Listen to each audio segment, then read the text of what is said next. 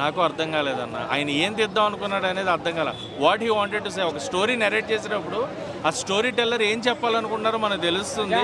But ఇక్కడ ఏం చెప్పాలనుకున్నారో అనేది కూడా నాకు అర్థం కాలేదు. అంటే కామెడీ సినిమా, కామెడీ ఉంటుంది, ఫ్యామిలీ తండ్రికి కొడుక్కి మధ్యన ఫన్ ఉంటుంది. But what he wanted to say, love story ఉంది. రాని ఎందుకు తీసుకున్నారు, దాన్ని ఎందుకు చూస్ చేసుకున్నారంటే I don't have that answer అనమాట. కాకపోతే లాస్ట్లో ఒక ట్యాగ్ లైన్ వేశారు, సిలి గొప్పవాడా శిల్పం గొప్పదా అన్నట్టుగా. అంటే మనిషి మలుచుకునే సిలి గొప్పదా శిల్పం గొప్పదా అని. బట్ నాకైతే ఏం అర్థం కాలేదు ఎందుకు ఈ సినిమాని కంటెంట్ని తీసుకున్నారని. ఓవరాల్గా సినిమాకి అయితే 5కి 2 రేటింగ్ ఇస్తాను. అది కూడా 2 రేటింగ్ కంప్లీట్ సిద్ధు గారి పెర్ఫార్మెన్స్కి. One and only one man show. కొన్ని యాక్షన్ సీక్వెన్స్ కూడా మిస్కమ్యూనికేట్ అవుతున్నాయి. స్టార్టింగ్లో ఆయన బుల్లెట్తో కాల్చినప్పుడు అది గోనికి రక్తం మరక ఉంటుంది, తీసినప్పుడు ఏమో నార్మల్గా ఉంటుంది.